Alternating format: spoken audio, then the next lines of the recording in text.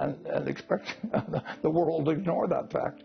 Meaning that you don't think anything needs to be done on the commercial real estate front. Warren Buffett has finally revealed why he pulled all that stock from Apple. And the reason will shock you because many top financial minds have at the very same time claimed that an economic collapse is looming. Is this a banking crisis? Is this financials in turmoil? Is this banking crisis 2.0? What would you call what we've been seeing happen? Well, I would say that some of the dumb things that banks do periodically, have become uncovered during this period, and as one of the banker told me one time, he says, I don't know why we keep looking for new ways to lose money when the old ones are working so well. And they made the same mistake, some banks, in this period by they haven't made as many mistakes. They expect to make some mistakes in making loans, but they haven't, and particularly if you're getting into credit card loans, I mean, that's just part of the game. But they haven't made the same sort of mistakes that they made back in 2008 or 9. But they have mismatched assets and liabilities, and bankers have been tempted to do that forever, and every now and then it bites them in a big way. Banks can take a significant amount of loan losses, but they can't survive something that wipes out their capital without facing serious consequences. Warren Buffett says they can't take something that wipes out their capital and expect the world to ignore that fact. If interest rates change, the person who bet that they wouldn't should be the one to lose money. If you make mistakes in business, there are plenty of people who make mistakes. You pay for them, he says. Buffett is warning about a looming $2.2 trillion crisis in the banking industry with long-term repercussions that could last for years. This isn't a new issue. It's been brewing for over 40 years, and now it's grown too large to ignore. Each day, the potential impact draws nearer. And I've got the advantage of hindsight, and I've believed in it, and really, since I was 11 years old, I just said bet on America and figure out a way to be in the better businesses. But even if you're in the average business, it's just the way we still work despite all our shortcomings, but we can work better. All right, back to commercial real estate. We have had lots of investors in commercial real estate who have come in and said that this is going to be a crisis point, that the government is going to have to step in, that something should be done because there are so many commercial real estate loans that are coming due between now and 2025, and that they won't be able to get credit from the banks in the same way to renew or to, once those maturities come due, to refinance. Well, let's say they lose $100 billion in the banking system. Most of the banks can take that loss, their share of that loss, and a few of them, because they did other things, their shareholders will end up losing the money, but the depositors won't lose money. But Buffett illustrates that even if the banking system loses $100 billion, most banks can take that loss, but the burden will fall on shareholders. Whether it's in commercial real estate, and if money rates are 2%, or we were lending money out at 4 basis points at Berkshire to the federal government, not much more than a year and a half ago, or something like that. And if those rates change, let the person who bet that they wouldn't change lose money. I mean, that's if you make mistakes in business, there's plenty of people make mistakes. You pay for them. If you've got a big profitable business on top of it, which a good many banks do, you take your losses and you keep going on. I mean, banks can take a lot of loan losses, but they can't take something that wipes out their capital and expect the world to ignore that fact. Meaning that you don't think anything needs to be done on the commercial real estate front? Well, I think that the people who lend too much money should take losses, and they're getting properties handed back to them now. I mean, within the last month or 6 weeks. Banks. Yeah, I mean, they got some office buildings in Los Angeles, and Blackstone walked away from something. I mean, and if you get a non-recourse, everybody goes in the real estate business is told the first rule, the second rule, the third rule is never sign your name to anything. And so you have non-recourse mortgages, and they're going to walk away, and the bank's going to get stuck with losses, and maybe they'll hold the property a long time and it'll come back. And there's all kinds of ways that if you got capital strength, you may decide, well, I'll just hold it. But that money is sterile for quite a while, and that's part of banking. I mean, you expect to lose some money in banking. It's not a sure thing on every loan, and you build that into your calculations, and then you have capital that protects your depositors from it eating into their money. And if it does eat into their money, then the FDIC, which is in effect really a mutual insurance company of a very peculiar sort. The situation gets tricky when interest rates change, and those who assumed rates would stay low find themselves in trouble. When asked about whether something should be done about the commercial real estate crisis, Buffett's stance is clear. I think that the people who lent too much money should take the loss.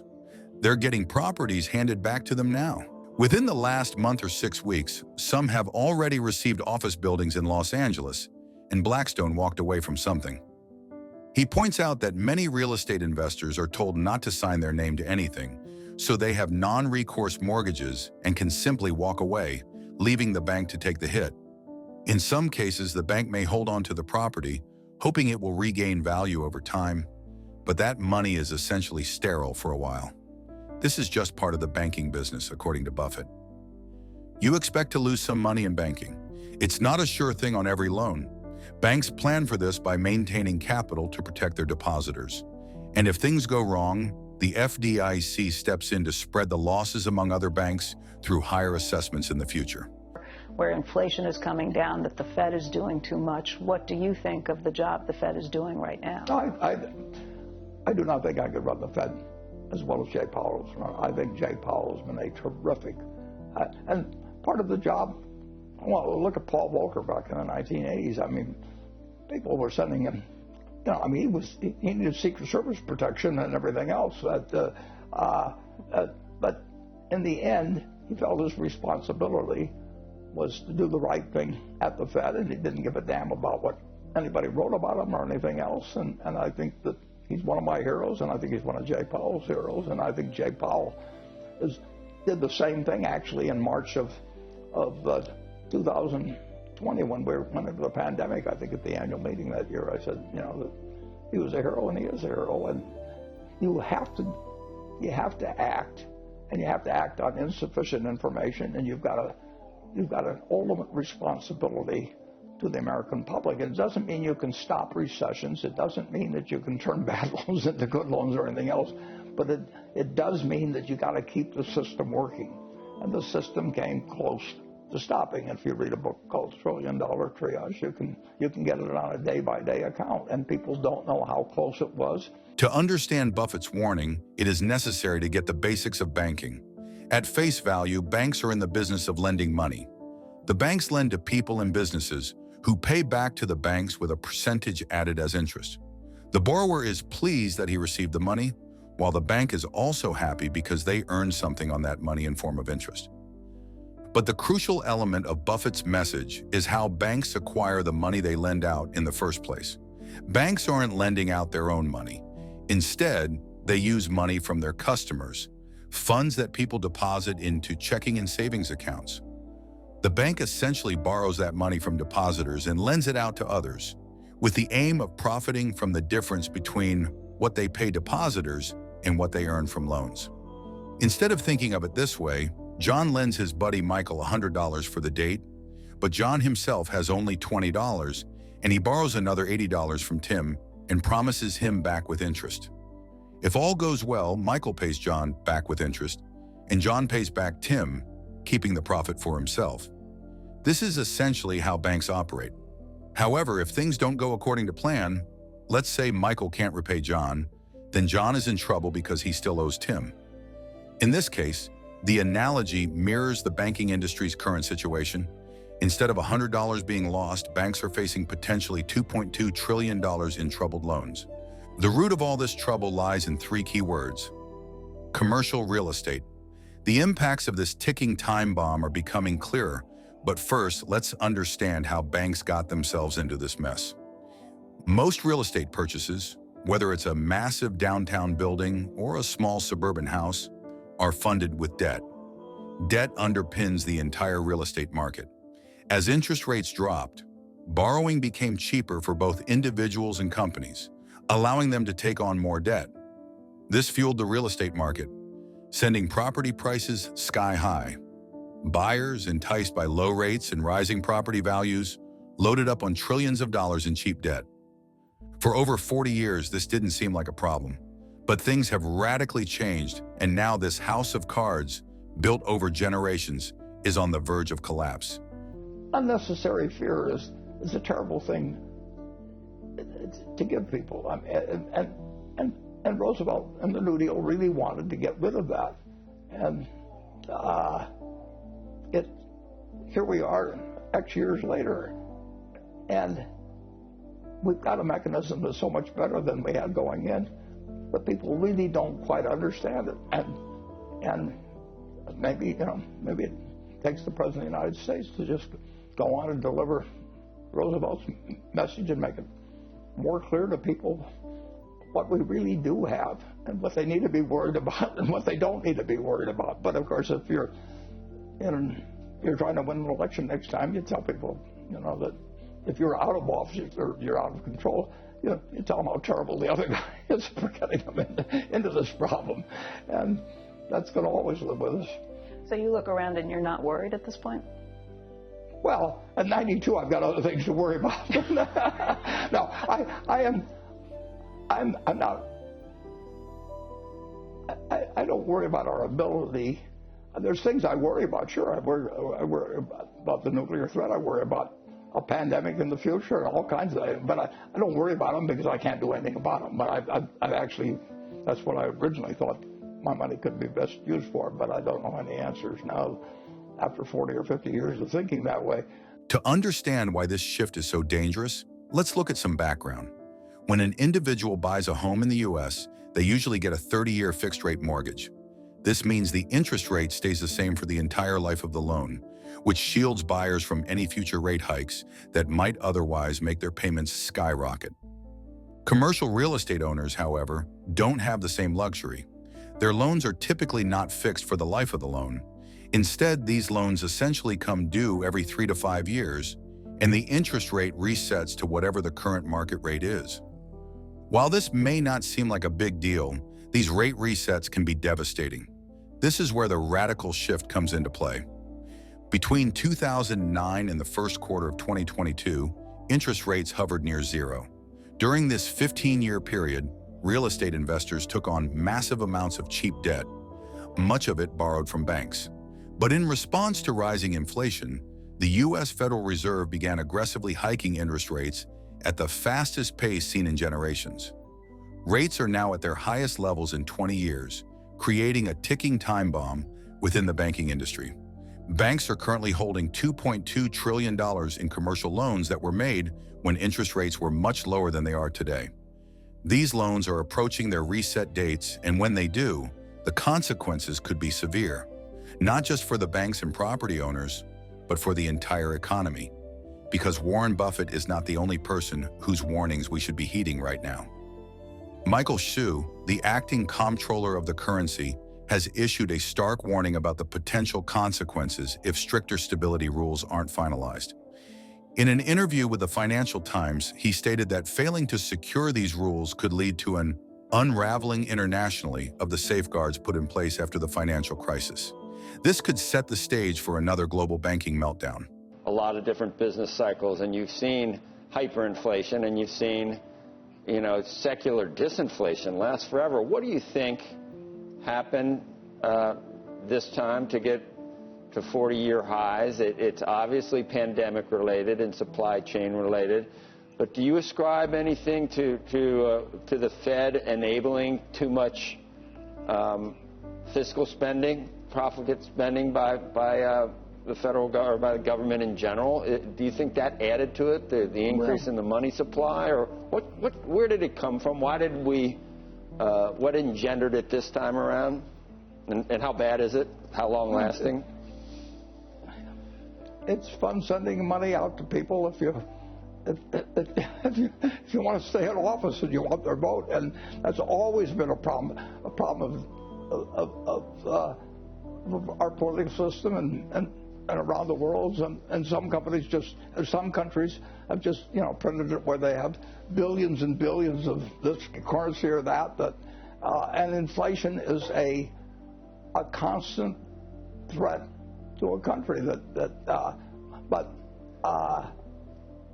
so far, the United States has done pretty well of that. Now, it's still the case that the price level is probably 15 times what it was when I was a kid. And so, but the interesting thing is, the price of the Coca-Cola is maybe twice or something like that.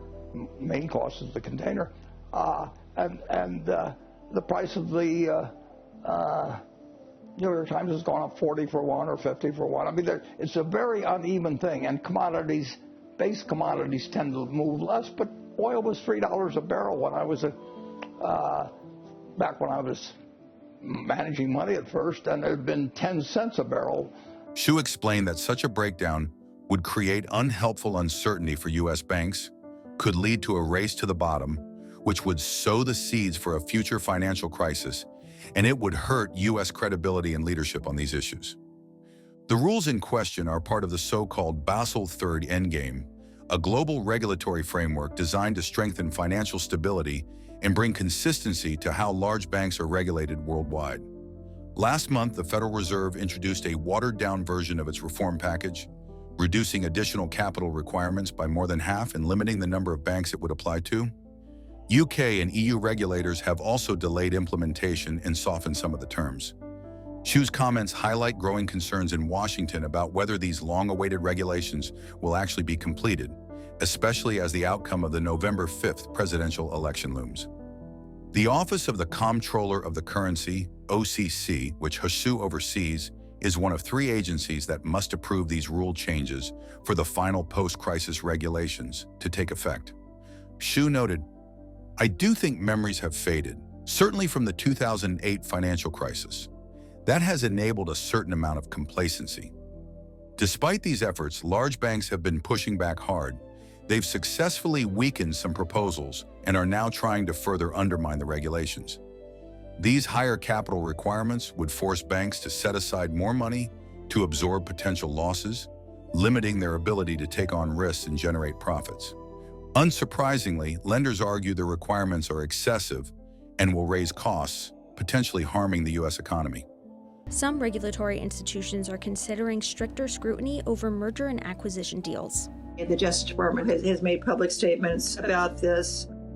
The OCC put out a proposal which would raise the bar for bank M&A, particularly if you kind of cross over the $50 billion mark. The FDIC put out a draft statement of policy on M&A. FDIC guidance suggested there'd be really a lot of scrutiny of anything over $100 billion. Deals of all sizes are facing scrutiny. For example, regulators recently refused approval of Toronto Dominion Bank's $13.4 billion deal to acquire First Horizon Bank. We have a problem of concentration in the banking industry, but it's not at the regional bank level. I'm worried about concentration at the mega bank level. I think there's some really legitimate points that the regulators are raising about making sure that any mergers amongst the largest banks in the country are subject to some pretty strict scrutiny. Makes sense to me. Recently, a campaign called Americans Can't Afford It, funded by the nation's largest banks, claimed that even the modified proposal would increase capital requirements for certain business lines by 75%. The Federal Reserve, however, estimated that the overall additional capital required by the biggest banks would be just under 10%. Lobbying efforts have intensified. The Structured Finance Association, a Wall Street group, recently ran an ad criticizing the rules, arguing that they arbitrarily and excessively punish institutions simply for turning illiquid loans into liquid securities, a practice regulators are increasingly concerned about. David Solomon, CEO of Goldman Sachs, echoed these sentiments on a recent earnings call, stating that he and others continue to have concerns about Basel III. According to Dennis Kelleher, head of Better Markets, a group that advocates for stricter banking regulations, the banks have pretty strongly indicated that they are not satisfied with the revisions the Fed has previewed. He added, "What you are seeing is the tip of the iceberg, and below the surface, the lobby effort against Basel III continues." Initially, regulators hoped that a softened version of Basel III might win over the banking industry, Fed Chair Jay Powell indicated in September that the central bank was committed to finalizing the rules, hoping to wrap them up by the first half of next year. However, the deadlock continues to fuel heated rhetoric from both sides. Gene Ludwig, an industry consultant and former top banking regulator, observed that the heat has gone up on both sides, with those opposing Basel III and those who believe the rules aren't strong enough both intensifying their efforts. I don't think that's true for those smaller banks that are struggling for survival. Just don't raise the same macroeconomic, antitrust, systemic stability. You have a little concern on the regulatory responses. Whether they intended this way or not, I don't know, but are being interpreted, and I think somewhat logically so, being interpreted as discouraging M&A. At an event hosted by the Institute for International Finance, Eric Tadayan, chair of the Basel Committee on Banking Supervision, warned of the dangers of a free-for-all framework. He said such a scenario would create a frail regulatory framework that would threaten global financial stability and banks' own viability, urging for the Basel III standards to be implemented as soon as possible. Xu also expressed concerns about the increasing use of legal challenges by the banking industry to derail regulatory efforts. He said that the growing reliance on courts to resolve these disputes could undermine financial stability and create uncertainty, as judges, who may not always have the necessary expertise, decide these cases. Do you think the American banking system will survive the oncoming crisis? Let us know in the comments below.